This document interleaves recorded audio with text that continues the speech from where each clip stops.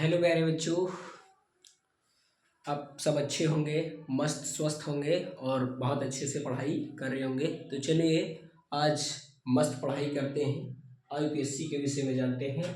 Science का topic है, chemistry subject का टॉपिक है। आईयूपीएससी है क्या?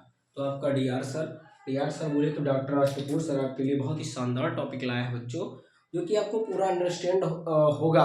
और इसकी तो मैं गारंटी लेता हूँ कि अंडरस्टैंड समझेंगे पूरा बहुत विधिवत तरीके से। ठीक है, तो चलिए ज़्यादा देर बात ना करते हैं, इसकी शुरुआत करते हैं। आईयूपीएससी है क्या? आईयूपीएससी के विषय में चर्चा क्यों चली या क्यों यह इंपॉर्टेंस है, इसका फुल फॉर्म क्या होता है? अभी मेरे प्यारे बच्चे इसका फुल फॉर्म नहीं जानते हैं, सिर्फ आईयूपीएससी चिल्लाते रहते हैं बस। यह एक अंतर्राष्ट्रीय पद्धति होती है जो पूरे अंतर्राष्ट्रीय में, पूरे वर्ल्ड में इसका नाम चलता है। अब किसका नाम चलता है? आपके जो कार्बनिक कंपाउंड होते हैं उसका नाम चलता है। तो चलिए प्यारे बच्चों ज़्यादा देर बात नहीं करते हैं और सीधा टॉपिक से शुरुआत करते हैं। देखते हैं भाई आईयूपीएससी का फुल फॉर्म क्या होता है। सर पहले इस पर चर्चा कीजिए, उसके बाद में आगे बढ़िए। हाँ, तो बहुत ही इम्पोर्टेंट टॉपिक है ये आपका। आईयूपीएससी का फुल फॉर्म क्या होता है?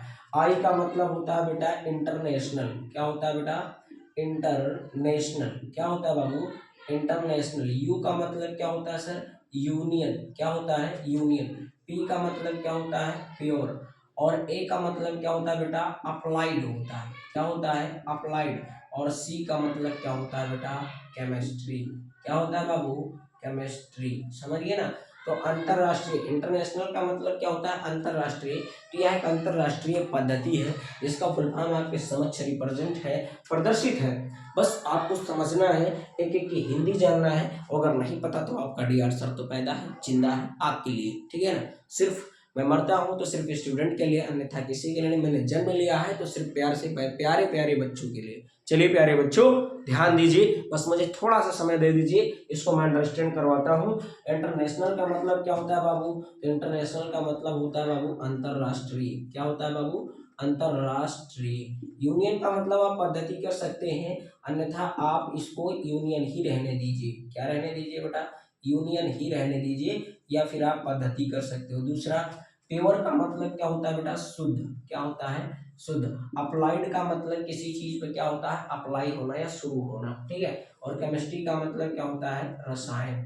क्या होता है? रसायन। और इसका अप्लाई, अप्लाई क्या कहते हैं? यह नियम अप्लाई हो गया है तो क्या बोल सकते हैं यहाँ पर? शुरू कर सकते हो। इसका प्योर शुद्ध हिंदी। ठीक है ना। तो ये होता है इसका पूरा नाम। तो चलिए मेरे बच्चों आपको इतना पता चल गया है। अब देखिए इसकी शुरुआत कब से हुई, कब तक नहीं हुई तो वो बात की बात है, लेकिन इसके विषय में चर्चा बेटा 1892 तक चली। कब चली थी बेटा? 1892 ईस्वी में इसकी चर्चा चली। किस पर? आईयूपीएससी पर। कब से कब तक बेटा? 1958 तक। कब तक बेटा? 1958 ईस्वी तक इस पर चर्चा चली। ठीक है ना। तो आईपीएससी के विषय आप देखिए, आईपीएससी के सब रूल होते हैं। रूल क्या होता है? आपको मैंने एक चीज पढ़ा रखा है बेटा, उस कंपाउंड का नाम सुना होगा, उस एलिमेंट का नाम सुना होगा। वो एलिमेंट है बेटा आपका है, उस एलिमेंट का नाम है बेटा कार्बन। क्या नाम है बाबू? कार्बन। कार्बन बोले तो कोयला। क्या होता है बाबू? कोयला। तो आप सभी लोगों को मेरे प्यारे बच्चे कोयला के विषय में मैंने विधिवत डिटेल में नेक्स्ट एक वीडियो मैंने डाल रखी है, उस पर आपको चर्चा कर रखा है। किसके विषय में? कोयले के विषय में। ठीक है ना। तो यह एक एलिमेंट है जो कि इसको नॉन मेटल्स कहते हैं। क्या कहते हैं बेटा? नॉन मेटल्स बोलते हैं। और इसी के द्वारा आपके केस की शुरुआत होती है बेटा, इसी चीज की, आईपीएससी की। इसीलिए मैंने इस पर चर्चा करना बहुत जरूरी, बहुत इंपॉर्टेंट समझा। तो मेंडलिक और सारणी में जो इसका एटॉमिक नंबर होता है, क्या होता है बेटा? Atomic number. एटॉमिक नंबर बोले तो क्या होता है हिंदी में? परमाणु क्रमांक। क्या चीज बेटा? एटॉमिक का मतलब परमाणु, क्रम का मतलब संख्या, अंक का मतलब किस नंबर पे है ना। तो परमाणु क्रमांक इसका होता है बेटा, परमाणु क्रमांक किसका? आपके इसी कार्बन का तो होता है 6। कितना होता है बेटा? 6। दूसरी बात, इसका अगर आप जाने एटॉमिक मास कितना होता है सर, तो इसका एटॉमिक मास कितना हो जाएगा बेटा? अगर ये 6 है तो ये कितना हो सकता है बेटा? 12। कितना हो सकता है? 12। ठीक है ना। कोई दिक्कत तो नहीं। अगर आपसे कोई पूछे कि इसकी वैलेंसी कितनी होती है, और किसकी बेटा? कार्बन की, तो इसकी वैलेंसी होती है सर 4। कितनी होती है बेटा? 4 होती है। कहने का मतलब इसके बाह्यतम कोश के जो इलेक्ट्रॉन होते हैं उसमें कितने इलेक्ट्रॉन और भरे जा सकते हैं? तो 4 इलेक्ट्रॉन। वही आपका क्या होता है, बैलेंस ही होता है। समझ गए ना बच्चे। उसी के अनुसार आपका IUPAC नाम बनेगा, उसी के अनुसार आप विधिवत समझ जाएंगे। तो चलिए अब हम आगे बात करते हैं। इतना आपको समझ में आ गया।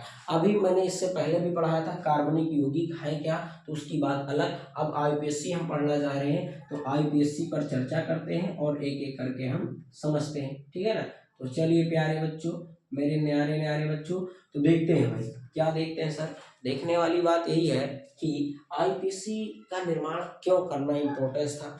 तो ये तो मैंने पहले ही बता दिया, ये पूरे वर्ल्ड में विख्यात है। आप कहीं पर भी जाएंगे, अभी आप कह दो मुझे दारू दो, तो क्या कोई देगा, मारेंगे तमाचा खींच के उल्ट जाओगे ना, पता नहीं क्या बोल रहा है सीधी कहीं का, मतलब कुछ भी कह सकता। अगर वही इंग्लिश में बोल दिया या फिर केमिस्ट्री लैंग्वेज में बोल दिया, दारू का सूत्र मान लीजिए क्या होता है सर, C2H5OH, क्या होता है बेटा, C2H5OH। अब इसका IUPAC नाम बोलना चाहे आप, तो उसके लिए आपको क्या बोलना पड़ेगा बेटा, एथिल, क्या बोलना पड़ेगा, एथिल एल्कोहल होता है। क्या होता है, एथिल एल्को, IUPAC नहीं होता सर, ये एथिल एल्कोहल है जो आपके भारत में यूज होता है। अब दूसरे जगह पर अगर आप जाएंगे तो वहां पर इसका अगर IUPAC नाम में आप बोलना चाहें, कौन से नाम में बेटा, IUPAC नाम में, तो इसको क्या बोलेंगे, 2 कार्बन के लिए आपने प्रयोग किया एथ, क्या प्रयोग किया एथ, और सिंगल बॉन्ड है इसके लिए एन कर लिया, और आल है तो क्या हो जाएगा, एथेनॉल।